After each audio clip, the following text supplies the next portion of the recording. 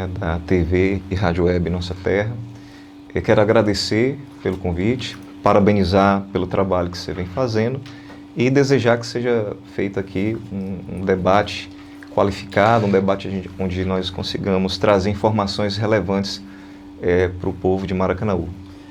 Doutor Paulo, FRM, né? Frente Revolucionária Maracanauense. Como é que surgiu essa ideia e o que representa esse nome?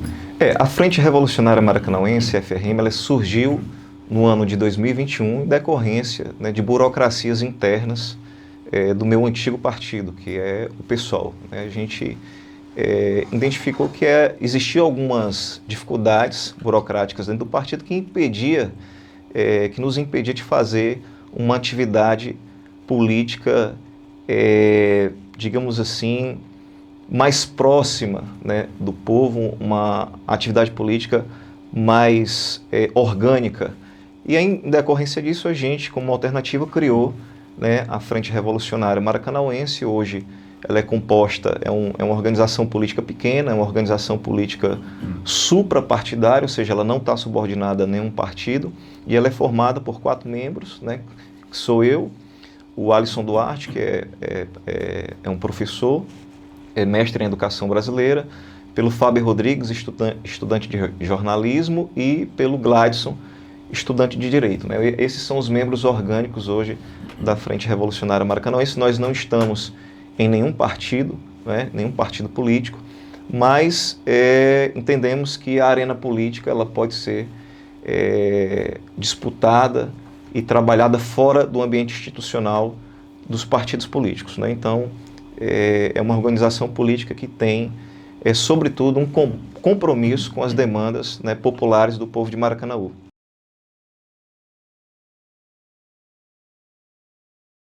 Absolutamente, nós fazemos uma oposição categórica ao grupo político-econômico que controla a cidade há mais de 20 anos, que é capitaneado pelo atual prefeito, Roberto Pessoa.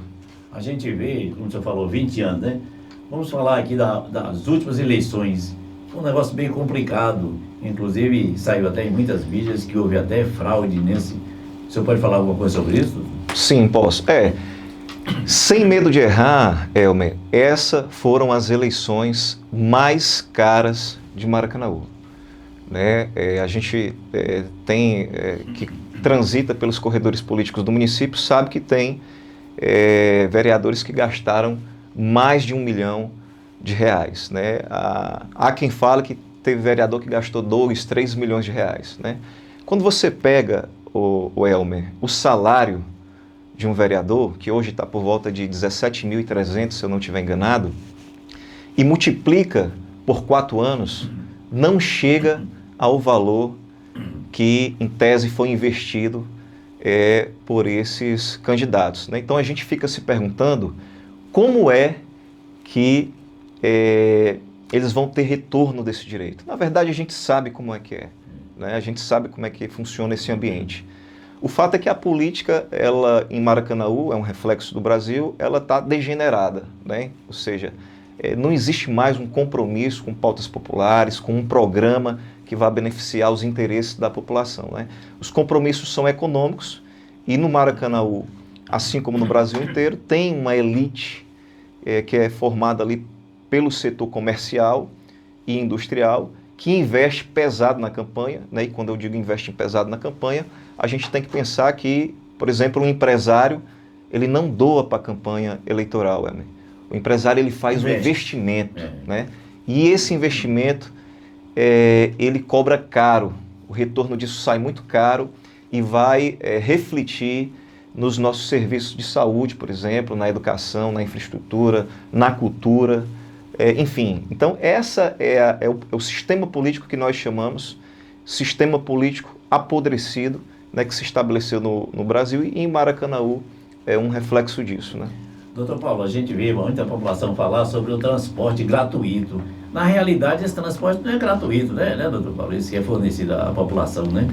Existe um programa de passe livre, né, onde o governo municipal gasta milhões, eu não estou lembrado aqui a cifra, mas gasta milhões, mas mesmo assim esse transporte ele não é entregue com a qualidade que deveria ser entregue para a nossa população. A gente escuta várias reclamações sobre essa questão do passe livre, né? Atraso, né? Às vezes a pessoa quer ir trabalhar no horário, mas aí o ônibus que deveria estar passando ali não está. Às vezes há eventualmente uma lotação, enfim. Quem lucra com isso, na verdade, é a iniciativa privada, né? Quem perde, obviamente, é o povo, né?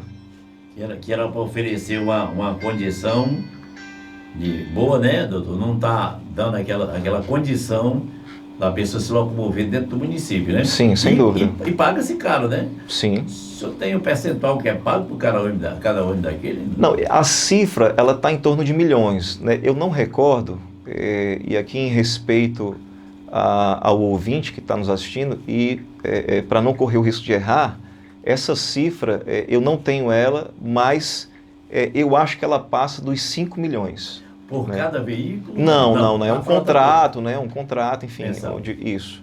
Então, mas enfim, e isso, né, essa precariedade do transporte público, ela se capilariza em outros setores, né, da sociedade de Maracanaú, como na educação, na segurança pública, por exemplo. Nos últimos anos, Maracanaú sempre tem figurado entre as cidades mais violentas do Brasil, né? Em 2019, nós chegamos a ser, por exemplo, a cidade mais violenta do Brasil, né? E não há políticas públicas de prevenção que combatam isso. Aí o governo municipal vai dizer, mas a segurança pública é competência do Estado. Mas esse discurso é falso. Já existem programas no Brasil que demonstram que um governo municipal preocupado com a segurança do seu povo, ele investe em políticas de prevenção, né? Tem um famoso caso, que é o caso do Pacto de Pelotas pela Paz, onde eles conseguiram fazer uma redução, né, do número de homicídios, ali trabalhando com a cultura, com associações, com a inteligência, né? Inclusive com a questão de organização urbana, iluminação, e conseguiram reduzir isso. Aqui em Maracanaú não existe qualquer preocupação com esses índices de violência. E aí a nossa juventude, lamentavelmente, está se matando entre si, né, nessas guerras das facções, e não há uma preocupação do governo. Destruída, né? Muitas famílias enlutadas, né, a maioria desses garotos são garotos novos, e o governo municipal não está nem aí para isso, né? Deveria haver uma preocupação de fazer políticas intercaladas na área da educação, na área da saúde, na área da assistência social, da cultura, para tirar esses moleques da rua, dar uma educação, dar uma profissão, enfim, e tentar diminuir esses índices, né, de homicídios, né? Mas, lamentavelmente, não há preocupação por parte do grupo político-econômico do Roberto Pessoa. E Maracanaú tem verba para isso, não tem, doutor? Para trabalhar isso? Elmer, na última LOA, né, que é a lei que estabelece, né, o orçamento anual do município, a expectativa de arrecadação de 2024 para 2025 era de 1,5 bilhões. Né? É famoso o fato de nós sermos uma das cidades do Ceará que tem uma renda altíssima. Né? A gente figura ali entre a segunda, às vezes terceira, cidade que tem uma renda de arrecadação, uma arrecadação altíssima no estado. No entanto, mesmo assim, nós lamentavelmente figuramos com vários problemas sociais que não são resolvidos por essa gestão que já está aí no poder há 2 décadas. Doutor, você falando da área da segurança, foi criado em Maracanaú, segundo a informação, a indústria da multa, né, doutor? Onde as pessoas são multadas assim. Sim, eu mesmo agora fui multado há pouco tempo, né? Há uma proliferação dessas multas, né? Eu acho que há uma exigência de arrecadação, mas enfim, não há o que se esperar, né, de um governo que não se preocupa com o seu povo, né? Você vê na frente do shopping ali, doutor, muitos Uber que vêm de Fortaleza, que não tem conhecimento que ali existe um estacionamento, um embarque e desembarque proibido, está sendo multado, né? Sendo prejudicado. Sim. Eu defendo particularmente, Elmer, que exista, que o município construa pontos para poder abrigar esses trabalhadores, né? Pontos estratégicos na cidade, para não acontecer de eles ficarem, às vezes, tendo que se humilhar, às vezes, para encostar num posto, né? Tendo que se humilhar ali para ficar no sol. Então, eu defendo que o governo municipal crie pontos estratégicos que acolha esses trabalhadores, que tem ali um banheiro, um bebedouro, né? Mas, volto a repetir, lamentavelmente não há preocupação do governo de Maracanaú com a classe trabalhadora. Doutor, a gente falando aí da segurança, mas também a saúde está deixando muito a desejar no município de Maracanaú, né? Isso é uma marca, é uma cicatriz nessa gestão do grupo político e econômico de Roberto Pessoa, né? É famoso os casos de falta de medicamentos, são famosos os casos de não pagamento de salários dos profissionais da saúde, médicos, enfermeiros, condições de trabalho ruins, né? Tem várias denúncias dos sindicatos do médico, do sindicato dos enfermeiros, do sindicato dos profissionais de saúde de Maracanaú. A UPA da Pajuçara já teve várias reclamações de salários atrasados, né? O Melo, do blog do Melo, por várias vezes já reportou isso. Mas, lamentavelmente, são problemas que vão se estendendo e me parece que não há preocupação do governo municipal em resolver isso, né? A obra do hospital, uma obra interminável, que já dura há não sei quantos anos, falta de medicamentos, como eu já repeti, filas às vezes, né? A humilhação que o nosso povo passa para poder pegar um medicamento, a dificuldade às vezes para marcar uma cirurgia, enfim, existe uma série de problemas na área da saúde que impactam diretamente, né, no nosso povo. Há promessas, inclusive, né, que não foram cumpridas, por exemplo, nas eleições anteriores a 2024, as eleições de 2020, o Roberto Pessoa prometeu que iria construir uma UPA no Acaracuzinho, a mesma UPA que o Firmo Camussa devolveu o dinheiro ao governo federal e não construiu, alegando que o município não tinha dinheiro, né, para manter aquela UPA. Mas, né? Contrapartida, isso aí somente a médica... A manutenção. A manutenção, né? O governo, ele banca a construção, entra com uma parte, obviamente, porque tem uma verba federal para isso, mas o restante seria do governo municipal e, na época, o Firmo Camussa alegou que não havia condições do município rico como Maracanaú manter uma UPA, mas nós temos condições para manter um São João de 20 milhões de reais. Né? Então é uma contradição. Além da UPA do Acaracuzinho, também foi prometido uma UPA na Mucunã. Né? E nesse último programa de governo do Roberto, a mesma UPA que ele já prometeu há 8 anos atrás, ele prometeu novamente. Né? Então é uma promessa não cumprida na área da saúde. Ele retirou a promessa de construir uma UPA na Mucunã e colocou agora no último programa de governo dele. Você pode conferir lá no programa de governo do Roberto. Mandou fazer agora lá naquela região do Siqueira, né, que faz divisa ali com Maracanaú. Então, não há muito o que esperar, né, dessa gestão. Né? A gente tem notícia, por exemplo, que no hospital de Maracanaú tem mais cachorro transitando do que pessoas. Né? Não sei se você já ouviu falar isso, né? E assim, né? Foi criado, doutor Paulo, até uma secretaria para dar emprego à atual prefeita de Pacatuba, que foi a Secretaria do Bem-Estar Animal, só serviu bem para aquilo. Mas existe a secretaria, mas ninguém vê trabalho, né? Existe a secretaria, hoje ela está em posse, né, eu posso dizer isso, do Bruno da Madeireira, né? A meu ver foi uma moeda de troca, né? Mas lamentavelmente não há um compromisso efetivo, né, com essas causas que impactam, volto a dizer, diretamente, né, no nosso povo. Nós temos uma zoonose aqui em Maracanaú que não funciona, porque já era para ter acolhido aqueles animais ali, tirado dentro do hospital, porque coloca em risco até a vida das pessoas que estão ali sendo atendidas. Sim, né? Sim, tem umas zoonoses ali no horto, né, no horto é. florestal, né? De fato já era para ter, é um problema social que já deveria ter sido resolvido, né, ao longo desses 20 anos, mais de 20 anos, não poder mais, infelizmente, é algo que a gente vai ter que, muito provavelmente, encarar por mais alguns anos. Doutor, você falando de São João de Maracanaú, para onde eles for, leva o problema dele, porque foi criado aquele espaço ali, espaço de eventos, né? Que deveria ser um bolsão. Né? Era um bolsão para caminhoneiros, e ali é um problema crônico, né? Ali, né? Sim, sim. O primeiro a registrar isso, e aí eu faço questão de fazer esse registro, foi o Melo, né? Ele publicou que ali deveria ser, né, o governo municipal lançou que ali deveria ser um bolsão, né, para receber os caminhões, mas na verdade agora foi transformado num centro de eventos. E há expectativa de que aquilo ali seja privatizado, viu? Quero dizer aqui que há a expectativa que aquilo seja privatizado. Já tem tudo para isso. Já tem uma iniciativa para isso. E o São João de Maracanaú se tornou uma espécie de grande política, né, do grupo político e econômico de Roberto Pessoa. Inclusive foram agora recentemente à Assembleia Legislativa do Estado do Ceará, né, teve uma homenagem ao São João de Maracanaú.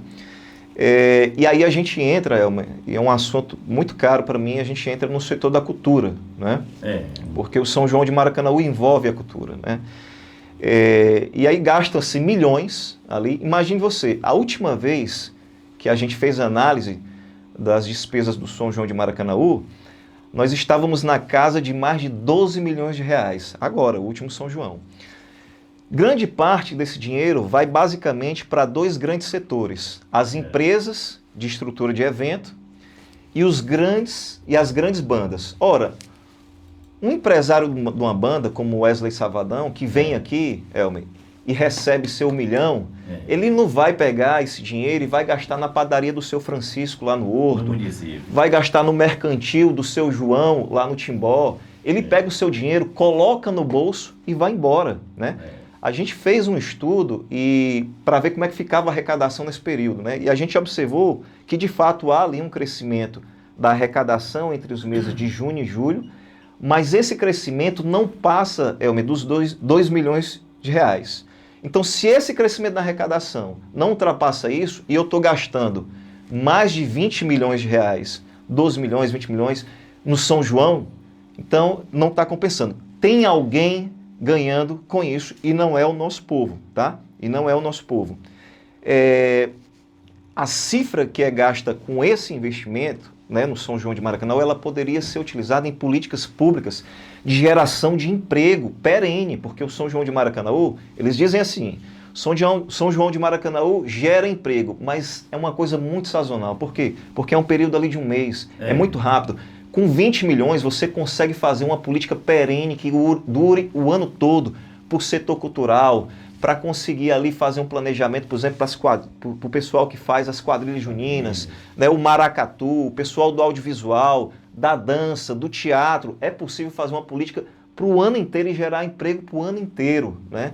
Mas, lamentavelmente, eles não têm esse amor pela cultura. O nosso Comitê de Cultura, por exemplo, que foi eleito há 2 anos atrás, enfrentou e ainda enfrenta fortes problemas, né, nesse diálogo com a gestão municipal. Ele não consegue participar da construção das políticas públicas municipais, e a Secretaria de Cultura, lamentavelmente, ela virou, assim como outras secretarias, uma agência de propaganda do prefeito. E o senhor vê, todo o Maracanã, se tiver de botar sua barraquinha, tiver de botar seu comércio lá, tem que pagar, né, cara? Tem que pagar tem que pagar e outra, viu, Elmer? Se não tiver uma amizadezinha com o vereador, com o secretário, às vezes fica complicado, viu? Não consegue. Lamentavelmente. E existe até um comércio ali local que a pessoa só pode comprar bebida se for daquele distribuidor ali dentro, né? Exatamente. Eles confinam o acesso aos produtos às empresas que eles escolhem para estar lá dentro. Quem ganha com São João de Maracanaú, e eu quero deixar claro que eu não sou contra o São João de Maracanaú. Eu sou contra o formato do São João de Maracanaú. Nós defendemos, eu também faço parte, sou um dos colaboradores do Comitê de Cultura de Maracanaú, que é uma organização da sociedade civil, né, que trabalha no setor cultural. Nós temos mais de 1.000 trabalhadores da cultura em Maracanaú, e nós defendemos que essa política cultural ela seja feita de forma participativa, haja uma construção coletiva do setor cultural, né, das políticas públicas relacionadas à cultura. E o local ali também, se eu acho apropriado, daquele local que foi criado ali o parque de eventos, muito próximo a um conjunto, não tem acessibilidade para ali, fica um negócio meio, né? Eu recebi algumas reclamações, sobretudo das pessoas que moram ali no conjunto Timbó, né, e ali já pegando a parte ali do Jereissati 1, né, de que há um barulho, né, enorme, né, nos dias de festa. Teve agora a festa dos paredões, né? Enfim, é lamentável, não há uma preocupação, né, uma preocupação real com o nosso povo. Eu defendo, volto a repetir, eu defendo o São João de Maracanaú, mas defendo o São João de Maracanaú que se preocupa com as expressões culturais da cidade, né? Que faça realmente... Bandas locais tem poucas, né? Que Sim, participam, né? sim. Tem muitas bandas de Maracanaú. Sim. Aí eles dizem assim, mas se colocar o pessoal da cidade, o povo não vai. Não vai por quê? Porque você não criou essa cultura. Você tem que deixar o povo experimentar as nossas culturas, nossas expressões artísticas culturais. Você tem que criar isso, esse sentimento no nosso povo, né? Até os palcos, Lucas, são diferenciados. Você vê, leva uma banda daqui de Maracanaú, aqui de pertinho, eles botam um palcozinho pequeno. Quando é uma banda de fora, criam uma mega estrutura para receber aquela banda, né? A prata de casa, né, no futebol, eu joguei muito futebol, né, a gente dizia, a prata de casa não é valorizada, né? Dava para valorizar, né? Dava sim. A gente tem grandes artistas aqui em Maracanaú na área da música, dança, literatura, audiovisual, né? Hoje aqui no estúdio está comigo aqui o Anzo, né, que ajuda a gente, é um excelente artista no audiovisual, mas por muitas vezes, por exemplo, ele enfrentou dificuldade, né, de participar de uma forma mais ativa, né, onde pudesse demonstrar o potencial. E assim como ele, outros artistas enfrentam isso em Maracanaú. Isso não é só em Maracanaú, na verdade, isso é um sintoma do Brasil, né? Nós não valorizamos a nossa cultura. A prata de casa, né? Doutor, as pessoas ligam muito para cá, para o programa, falando sobre o Mega Shopping, que inclusive nós temos um rapaz do Timbó que ele tentou até suicídio, o senhor esteve lá, inclusive mostrou como estava o Mega Shopping. Ali, o que aconteceu ali foi um crime considerador, né? O grande garoto propaganda do Mega Shopping foi o prefeito Roberto Pessoa, né? Que inclusive chamou aqueles trabalhadores de abestados, né? Você vê a falta de respeito do prefeito da cidade com trabalhadores, né, que tiveram que ralar duro para comprar um box, que foram enganados, estão enganados, e a prefeitura sequer para fazer uma interlocução entre esses trabalhadores e os empresários, né, sequer para fazer isso eles fizeram. Então é um total desrespeito, né? Na época nós fizemos um vídeo, abominamos esse tipo de conduta do prefeito, né? Onde chamar trabalhadores de abestados, mas enfim, né? É o que temos aí. Só entrou naquilo que tiveram um deputado do município, o Filipe e o Roberto, encabeçando lá e dizendo que era um negócio bom, que seria ótimo. Sim, a prefeitura gastou em comunicação, atraiu clientes, né? Disseram que inclusive iam criar um aplicativo, iam criar um aplicativo para facilitar essa vida do pequeno comerciante, do trabalhador que comprou um box ali, mas no fim das contas, depois de toda a propaganda, depois de tudo, eles, né? Uma maquete linda, né? Sim. Foram lá, fizeram um grande evento, né? Chamaram muita gente, né? Incentivaram a população a fazer a compra, gastaram milhões, isso é importante registrar, eles gastaram milhões em infraestrutura que conduziam até o Mega Shop. É bom lembrar que aquela região ali do Novo Maracanaú, né, chegando ali, Genipapeiro, Caracuzinho, tinha uma infraestrutura precária e eles gastaram milhões de infraestrutura para conduzir as pessoas até lá e no fim das contas foi uma grande catástrofe, né?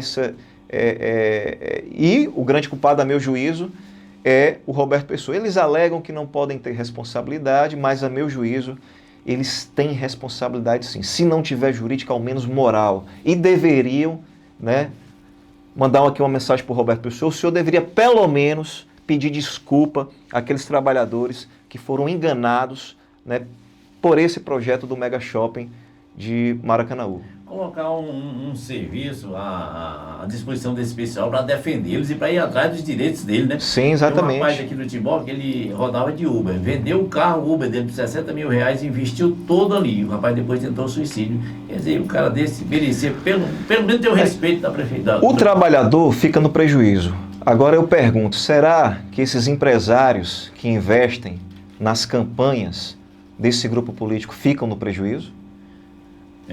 Será que eles sabem bem quem são esses empresários? Porque para você indicar uma coisa, se você vai indicar assim, que esse copo aqui é bom, o senhor deve ter bebido água dele, ou deve ter provado alguma coisa, né? Não pode, né? Os donos, Elmer, para usar uma expressão popular, os donos dessa mutreta têm nome e sobrenome, né? E a gente sabe quem são. Agora, falta um compromisso do grupo político e econômico de Roberto Pessoa com esses trabalhadores. E não são só com eles, é com os trabalhadores em geral. O serviço público passa por isso, né, com essa falta de respeito. Os guardas municipais, só para retornar aqui um pouquinho à questão da segurança, passaram 10 anos, Elmer, com coletes vencidos.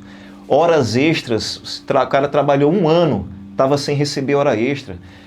Notícia de assédio moral, né? Há denúncias de assédio moral.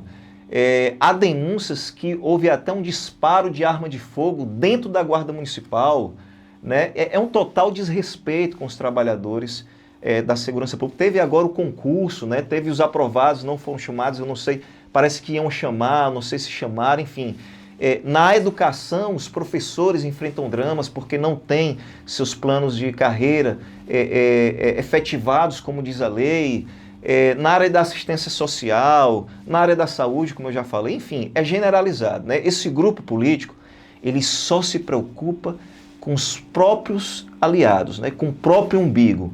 E a maioria do nosso povo é que sofre, porque de fato não há uma preocupação. A gente sofre na área da saúde, a gente sofre na área da educação, na área da cultura, assistência social, infraestrutura e por aí vai. O senhor falando aí em infraestrutura, não sei se o senhor teve a oportunidade de passar ali na Mucunã, ali. Aquilo que estão fazendo com a população do Mucunã é mais um crime em Maracanaú, né? E é importante frisar, Elmer, isso, as duas famílias, tanto a família do Firmo Camussa, como a família do Roberto Pessoa, têm raízes naquela região. Inclusive, essa rodovia interminável, que está causando vários prejuízos econômicos, sociais, até na área da saúde, porque você fica respirando aquela poeira. Aquela rodovia leva o nome do avô do Roberto Pessoa. Né? Ele deveria pelo menos ter vergonha na cara, né? Honrar o nome do próprio avô e concluir ali de uma vez por todas, né, aquela obra que já dura mais de um ano. Estão tentando resolver agora e só estão tentando resolver porque houve uma manifestação popular, né, lá na Mucunã, onde as pessoas que moram ali se revoltaram, né, e aí foram para as ruas com razão. Né? Bom seria se todo Maracanaú fizesse isso, porque lá no Bandeirantes está acontecendo a mesma coisa, Pajuçara está acontecendo a mesma coisa, Acaracuzinho, Alto da Mangueira, enfim, Alto Alegre enfrenta o mesmo drama. Enfim, a gente poderia citar aqui os mais de 30 ou 20 bairros que Maracanaú tem. Mas essa é a realidade, né? Essa é a realidade e, lamentavelmente, o que a gente pode fazer é denunciar isso, né? Fazer denúncias ao Ministério Público, esperando que o Ministério Público faça alguma coisa, né? Lamentavelmente, às vezes essas denúncias, não sei por qual motivo, não vingam, né? E é isso, essa é a nossa realidade, né? A gente vê, doutor, hoje nós temos aqui em Maracanaú uma bomba relógio chamada Mercado Público. Não sei se você teve a oportunidade de visitar o mercado e ver a condição em que está e que aquele trabalhador lá coloca a vida em risco. Eu vi aquela estrutura do teto, vi lá a situação dos banheiros, né? Tá precário, não há uma preocupação. Instalação elétrica, né? De fato. Não há uma preocupação com o nosso povo. Observe que eles fizeram a Avenida 5, retiraram todos os feirantes que tinham ali, fizeram uma higienização social, né? Colocaram os feirantes ali no centro do empreendedor, não foram todos, alguns tiveram que tocar a vida porque demorou muito tempo.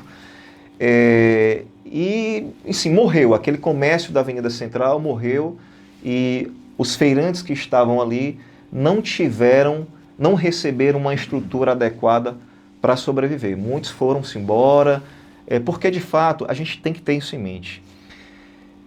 Esse governo municipal, esse grupo político-econômico, ele só se preocupa com os seus próprios interesses. A maioria do nosso povo é que sofre. Não há um programa preocupado realmente em resolver os problemas da nossa população. Né? Inclusive o centro do empreendedor, você passa lá agora, Elmer, metade está fechada. É um fracasso político, é um fracasso. Não tem divulgação em mídia, não tem nada. Não tem, eles não oferecem, não tem um estacionamento ali, né? Não tem um estacionamento. Aí a pessoa fica, quer dizer, quem perde realmente é o cidadão de bem, né? Que quer trabalhar. Com certeza, sem sombra de dúvida, quem perde é o nosso povo. A gente falando do mercado ali, Eu sei se eu tenho a oportunidade de entrar lá. Se entrar lá, você já sente um ambiente pesado já pela precariedade da instalação elétrica, da hidráulica, verdura misturada com roupa. Não tem uma pessoa que tome conta daquilo e mude, né? Há um projeto deles, que eu tomei conhecimento, em fazer esse mercado público, e eu acho que isso, inclusive, já estava previsto quando eles foram falar do Translog, né? Que seria lá próximo onde é hoje o INSS, né? Eu trabalho perto lá. Mas eu não tenho conhecimento se isso, assim como as grandes obras, né, que nunca foram terminadas, esse mercado público eu não sei se há previsão para ele ser realizado, se ele começar o início dessa construção. Volto a repetir, assim como muitas obras, né, por exemplo, a Lagoa do Mingau, Elmer, que inclusive, e aqui eu quero tocar novamente num ponto importante, que é uma característica desse grupo político, eu não tenho medo de falar, é necessário tocar nessa ferida. É um grupo político marcado por denúncias de corrupção do Ministério Público, né? O Roberto Pessoa, até pouco tempo, não sei se ainda está, mas até pouco tempo, tinha uma pessoa lotada ali próximo ao seu gabinete que participou daquilo que ficou conhecido como o maior escândalo de corrupção da história de Maracanaú, que foi o escândalo dos 47 milhões. Então, é um grupo que tem na sua trajetória inúmeras denúncias de corrupção, e eu não quero deixar de falar isso, né? Pouca gente fala isso, às vezes por medo. Esse 47 que o senhor fala é aquele caso do Carlos Bandeira? Sim, que foi desviado lá da infraestrutura, ficou foragido por um tempo, chegou a ser preso. Tem inúmeros escândalos. Os escândalos da dentadura, que hoje o rapaz anda gritando aí Deus, Pátria e Família, mas aquele rapazinho respondeu, né, a denúncias de corrupção e fez parte desse grupo. Hoje está fazendo oposição, mas já fez parte desse grupo. Temos a denúncia da Câmara Fantasma, né? Não vou citar aqui a pessoa.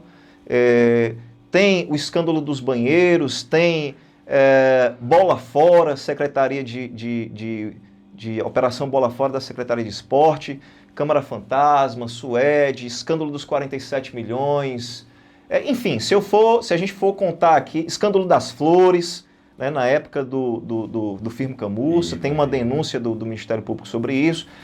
Enfim, e lamentavelmente esse governo foi reeleito agora, né, com, se eu não estiver enganado, 62% dos votos válidos, né, seguido pela doutora Silvana, que tirou, acho que é 25%, que dá aproximadamente 34 mil votos, né? Considero que aí... Bem votada. Foi bem votada, mas a gente tem que analisar... primeiro, a gente tem que perceber que Maracanaú é um município conservador, né? Eu fui do movimento evangélico, passei 20 anos no movimento evangélico, sei que aqui em Maracanaú é um município conservador, tem muitas igrejas evangélicas, né? E isso é um fator, né? Se você observar nas eleições, as últimas eleições para governo, que o Elmano ganhou do Capitão Wagner, a diferença de votação aqui no Maracanaú foi de apenas 2 mil votos, né? O que mostra aí uma polaridade eleitoral entre o Elmano e o Capitão Wagner. Então é um município conservador. Mas só isso não explica, né? Por quê? Porque a doutora Silvana, ela recebeu, né, do fundo partidário 1,8 milhões de reais, né? Se você for olhar lá no Divulga Cande, ela recebeu mais do que o Roberto Pessoa, por exemplo. Então, isso explica também a votação. Eu acho que, a meu juízo, também o esvaziamento da campanha do Lucinildo e o pouco recurso que o Lucinildo recebeu também foram favoráveis a isso, né?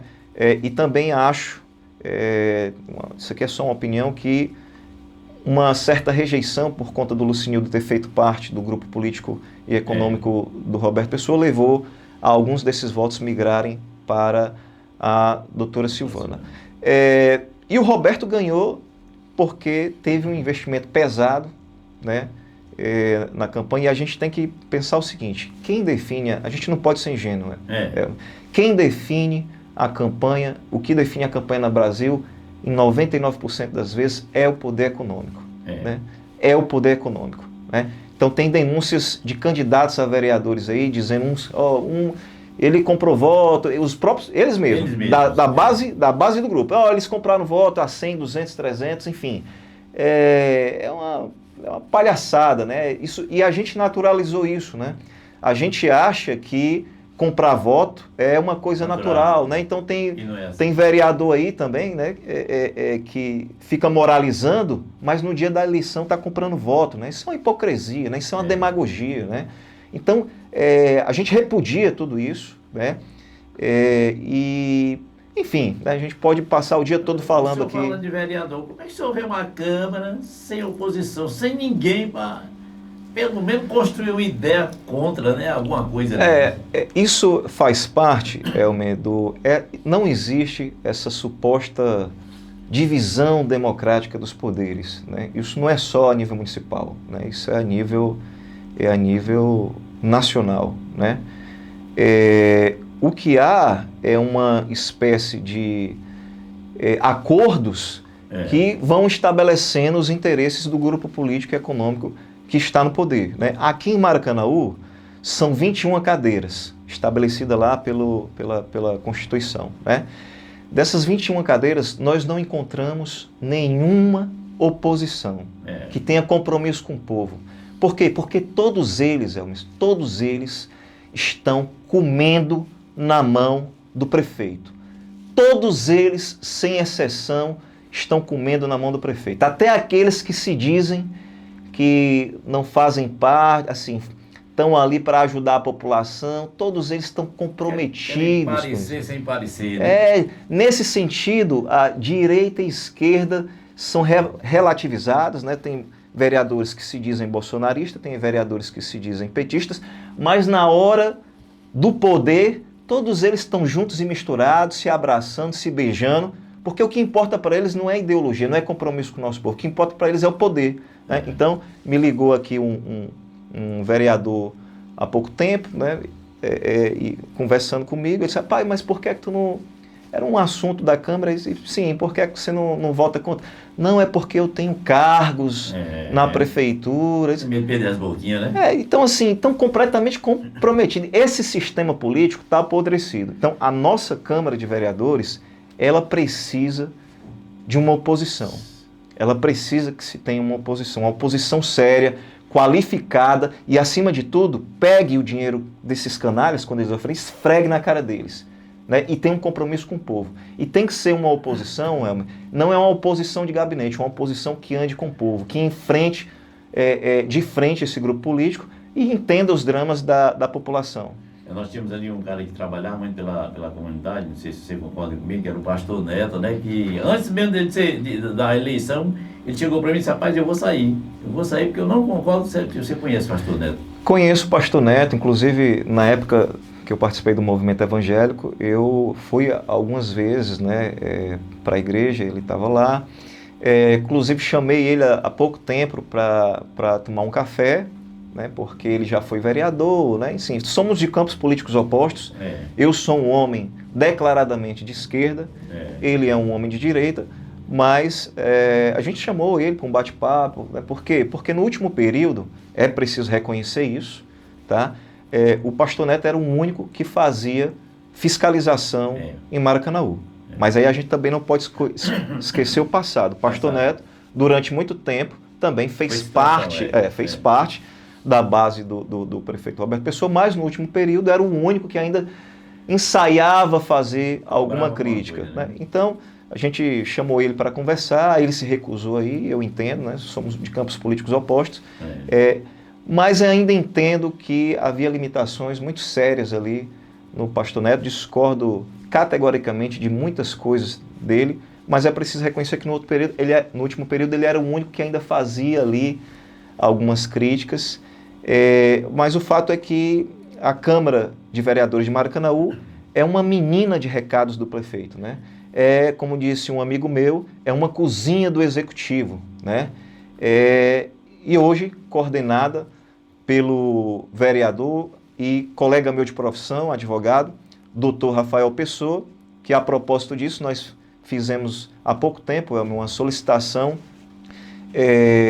de transparência de uma verba que eles criaram, né, a Câmara de Vereadores criou, além dos 47 mil que eles já recebem para cuidar das assessorias do gabinete, além dos 17 mil que já recebem de seus salários, agora tem uma verba de 18 mil reais para pagar seu celular, pagar plano de saúde, alugar algum local para fazer seu gabinete, enfim. Né? O que totaliza ali mais de 80 mil reais mensais.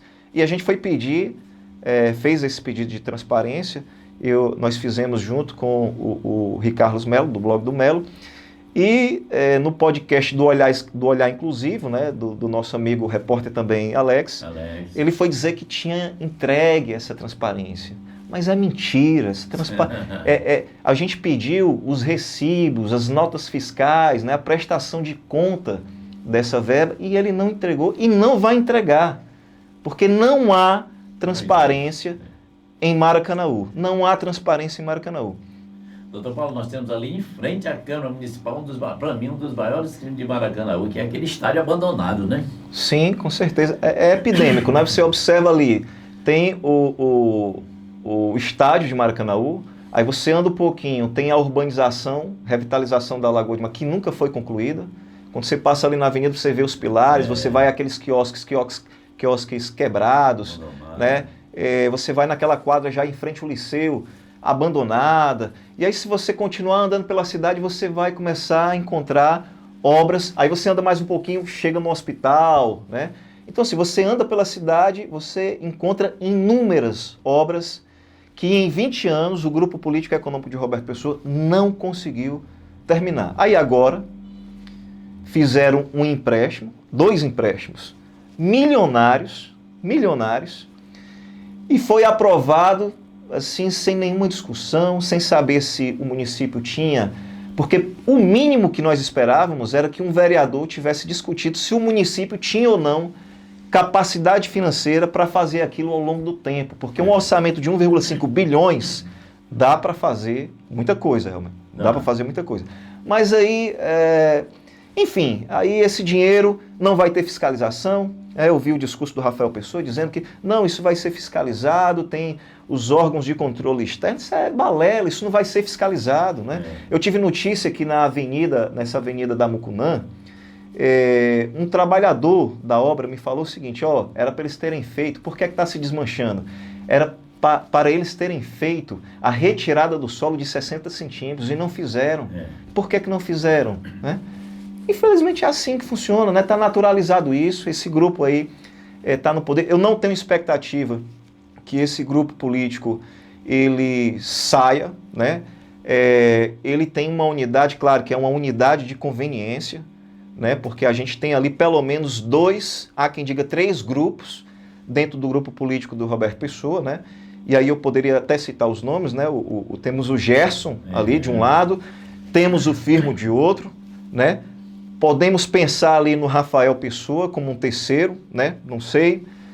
Mas que mantém, assim como um homem e uma mulher que se separam, brigam e se separam, mas mantém a conveniência dentro da casa, assim são o Gerson Cerquini e o Firmo Camussa, né? Eles estão ali mais ou menos unidos por uma conveniência, porque estão no poder. E o único que mantém essa unidade política é o prefeito Roberto Pessoa, que preciso reconhecer, é um político muito astuto, é uma raposa velha na política, tem trânsito na Câmara dos Deputados Federais, tem trânsito em Brasília, tem trânsito na Assembleia Legislativa do Estado do Ceará, tem trânsito com o governador, com o ministro Camilo Santana. Então é uma raposa muito astuta. Então ele tem a capacidade, mesmo fora da política, de conseguir fazer um elo de união entre esses grupos que supostamente não se misturam assim como a água e o óleo, né? Para se manter no poder, tudo pode acontecer. Há quem diga que vai haver uma ruptura desse grupo, mas eu acho que se essa ruptura apontar para um horizonte onde o grupo do Lucinildo e da doutora Silvana possa ganhar, eles vão se unir para se manter no poder. Doutor Paulo, o senhor acredita que alguma vez, mesmo que o Roberto não tenha sido prefeito, ele tenha se afastado Porque se diz que no tempo do Firmo, o prefeito nunca foi o Firmo, sempre era o Roberto. Sempre se falava nos bastidores isso. E aí, se tem algo a falar sobre isso? Quem mandava era o Roberto? Como era? Eu não posso afirmar isso, mas na política brasileira, às vezes nós temos lideranças que são fantoches, né? Nós temos lideranças que são eleitas, mas que são comandadas por grupos políticos e econômicos. Ponto, né? Eu não duvido que isso aconteça em Pacatuba, por exemplo, né? Eu não duvido que isso aconteça em Maracanaú, eu não duvido que isso aconteça em Caucaia, eu não duvido, enfim, porque no Brasil são os grupos, são os interesses políticos e econômicos que mandam na política. Não são as aspirações populares, não são as necessidades populares, são os interesses políticos e econômicos de uma elite que detesta as classes subalternas do nosso povo, que é, obviamente, a classe trabalhadora, que é aquele cara que faz o café, que é aquele cara que lava o carro do Roberto Pessoa, que é aquele cara que faz, de fato, o município andar. Porque não são esses engravatados aí dos gabinetes, dos ar-condicionados, que fazem esse município andar. Quem faz o município andar, Elmer, é a classe trabalhadora, sabe? É o cara que coleta o lixo todo dia de manhã, é o cara que vai para uma fábrica dessa e faz a gente ser o segundo maior PIB do estado do Ceará, é o professor que vai para a sala de aula, é o guarda municipal que arrisca sua vida, é o médico, enfim, é o enfermeiro, é o zelador, é essa classe, que é a classe trabalhadora, que faz Maracanaú andar. Muita gente fala, Elmer, e eu contesto isso, que Maracanaú, Roberto fez Maracanaú se desenvolver. Eu discordo disso completamente. Por quê? Maracanaú tinha uma vocação histórica natural para esse desenvolvimento, por uma razão muito simples. Nós temos um parque industrial que faz com que nossa arrecadação seja alta. Eu queria ver Roberto ser esse grande desenvolvimentista cuidando de um município, por exemplo, como Guaiúba, né? Eu queria ver ele fazendo isso num município pequeno, né, do interior do estado do Ceará, não tivesse um parque industrial, que se não for o fundo municipal que vem do governo federal, o cara não sobrevive, não paga o servidor público. Eu queria ver ele fazer. E outra coisa, vamos lá, o Maracanaú se desenvolveu para quem, Elmer? Foi lá para o Alto da Mangueira, foi para o Timbó, foi para o Jaçanaú, Mucunã, enfim, ou foi para um local específico, né? Vamos lá, vamos entrar lá no Bandeirantes, certo? Agora. E depois vamos passar em frente ao Jardim das Serras. Onde é que é mais desenvolvido, né? Então, a cidade ela se desenvolveu para setores específicos, né? Desenvolveu ali no centro, desenvolveu para regiões onde tem uma população que tem uma condição econômica mais elevada, mas para os nossos bairros que estão à margem do centro, não há esse desenvolvimento. Você vê que eu moro ali, eu moro no residencial. Existe uma disparidade muito grande até na divisão da pista. Do lado de cá, os comércios grandes estão vindo todos para o lado do Jardim da Serra. O lado do residencial está ficando totalmente abandonado, saneamento e tudo. Essa contradição, ela não é de Maracanaú, ela é do Ceará, ela é do Brasil. É uma contradição do Brasil. As elites brasileiras não se importam com o nosso povo. Eu lembro que quando o São João estava sendo feito lá, Elmer, a gente atravessava a pista do São João, onde se gastava milhões, e aí tinha casa embaixo d'água, no período do inverno. Né? Então, as contradições são muitas aqui em Maracanaú. Agora, é preciso que se levante uma oposição que aponte isso de forma qualificada, de forma honesta, propositiva e responsável. Né? Não adianta também só ficar moralizando sem apontar um programa de ações para resolver isso. Hoje, as eleições fossem hoje, existia algum nome que pudesse concorrer com o Roberto Pessoa de Maracanaú? Do ponto de vista eleitoral, eu acho improvável. Né? E se repetiria o que aconteceu agora nas últimas eleições. Né? Ele está com a máquina na mão, já manuseia essa máquina há mais de 20 anos. Não se engane, assim. Roberto Pessoa, ele é um político, volto a repetir, um político astuto, está com a máquina na mão, tem uma equipe qualificada do lado dele, tem trânsito em Brasília, tem trânsito no governo do estado e não vai ser fácil, do ponto de vista eleitoral, tirar a máquina da mão dele. E aí o que nos resta é fazer uma oposição qualificada, uma oposição propositiva e, acima de tudo, se comprometer com os interesses do nosso povo. Isso, para mim, é fundamental, né? Se não for para se comprometer com os interesses do nosso povo, eu prefiro largar a política e cuidar da minha vida. O senhor tem pretensão a ser um deputado, ser um vereador, o senhor tem isso? Assim, rapaz, um dia eu quero ser isso aqui para ajudar o meu povo. Existe essa pretensão? Eu não sei se você sabe, nas últimas eleições eu fui pré-candidato a prefeito de Maracanaú pelo PSOL, por questões internas. A minha candidatura foi derrubada e, por várias e várias razões, nós rompemos com o partido. Hoje, a FRM está sem partido, né? E por que vocês não se filiaram ainda? Porque há um fenômeno que também é brasileiro, que é o seguinte: os partidos políticos hoje no Brasil, eles têm donos, eles têm caciques políticos que controlam o partido e diz quem é que sai candidato, quem é que não sai, quem se deve apoiar, quem se não deve apoiar, o que é que você pode dizer, o que é que você não pode dizer. Nós acreditávamos que no PSOL a gente poderia ter essa independência política de peitar a gestão municipal, sair com a candidatura, mas infelizmente não foi possível. Dois dos dirigentes do PSOL, após a queda da minha candidatura, foram apoiar as candidaturas do Roberto Pessoa. Um deles, inclusive, levantou o braço do Roberto Pessoa e foi apoiar abertamente o Roberto Pessoa. Então, eu rompi com o partido, eu estou sem partido, não sei se nós seremos candidatos, porque a gente enfrenta esse drama, a gente precisa de um partido que nos dê autonomia. Já me convidaram para participar, me filiar a alguns partidos, e a primeira pergunta que eu faço é essa: vem cá, se nós se filiarmos e nós pretendermos sair candidato, há a possibilidade do Roberto Pessoa vetar essa candidatura? Aí a pessoa diz assim: então não é um local onde eu possa ir. Então, infelizmente, são as circunstâncias históricas, não dá para... Só podemos aceitar, mas continuar a fazer política, porque a política não se faz só dentro do ambiente institucional dos partidos, ela se faz fora. E é por isso que a FRM constantemente faz política mesmo fora do processo eleitoral. A gente não está interessado em plataforma eleitoral, gabinete, a gente não tem compromisso com isso não. A gente tem compromisso com os dramas do nosso povo. O senhor pode hoje nominar o político como um fantoche? Sim, sobretudo a nível nacional, né?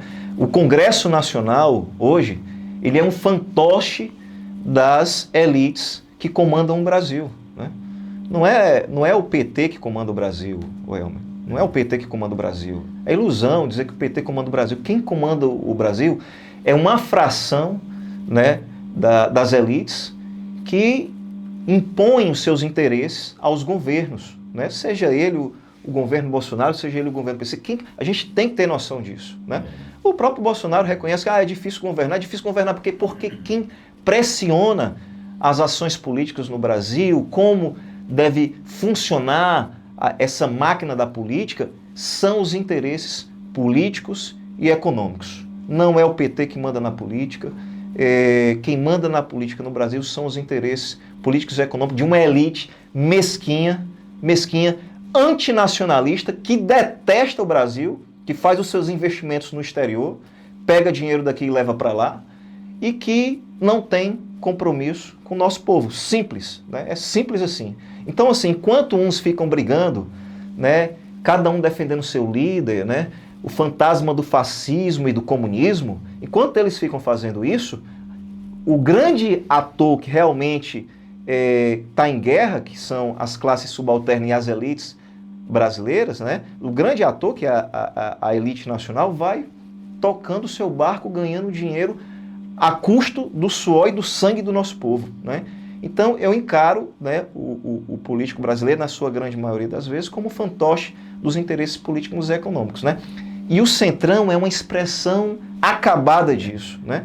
Inclusive, o Roberto, numa entrevista recente ao jornal O Povo, ele fala algo que como a gente não dá atenção, ele diz o seguinte: olha, os partidos, eles agem com base nos seus interesses, né? Ninguém quer ficar na oposição, não. Então, o partido avalia quem é que vai ganhar e aí vai... Ele está falando isso porque estava se referindo ali porque ele já apoiou o Bolsonaro, né? E agora está... Enfim, é um oportunista, né? É o oportunismo do Centrão. E aqui em Maracanaú, Roberto Pessoa expressa esse oportunismo, né? Esse fisiologismo, esse pragmatismo politiqueiro, porque aqui em Maracanaú não tem política, aqui tem politicagem. Doutor, eu tenho certeza que se a gente tivesse o dia todo, teríamos assunto para isso, né? Sem dúvida. Trouxe algo aí que o senhor possa passar para a gente, ou acha que a gente já falou? Não, eu tinha trazido aqui algumas anotações, mas eu acho que eu acabei citando tudo aqui, né? Não foi necessário consultar a minha pesca, não. Doutor, muito obrigado pela sua participação. Espero que o senhor volte mais vezes ao nosso programa. Convide a sua equipe também para vir. O espaço da TV Nossa Terra aqui é seu. Na hora que quiser, inclusive, fazer aqui um programa para o senhor mesmo aqui, pode vir. Você vai ter o seu espaço aqui. Aqui é democrático, aqui não tem negócio de politicagem, não tem isso não. Aqui é a gente trabalhando em prol da população. Isso é muito importante. As suas considerações finais, com certeza, certo? Esse momento foi muito oportuno para que a população baracanauense, pacatumana e do Brasil ver como está a política atual, né? É verdade, eu quero agradecer o seu convite, parabenizar mais uma vez pelo seu trabalho, agradecer aos ouvintes, né, e telespectadores que nos acompanharam, que tiveram, né, a paciência, né, e a delicadeza de assistir, né, a esse programa. Espero poder voltar aqui mais uma vez e mandar aqui um forte abraço, né, para os trabalhadores da cultura de Maracanaú, para os trabalhadores do serviço público de Maracanaú, né, e para todos aqueles que de fato fazem esse município ser o segundo maior PIB do estado do Ceará. Que Deus abençoe, Elma. Então, bola para frente e até mais. Obrigado. Aí, doutor Paulo Vitor, da FRN de Maracanaú, trazendo aí informações importantes para você, não só de Maracanaú, mas de todo o Brasil. Obrigado, sábado estaremos de volta com mais um podcast da mídia, aqui na rádio e na TV Nossa Terra. Um programa que é feito para você, especial.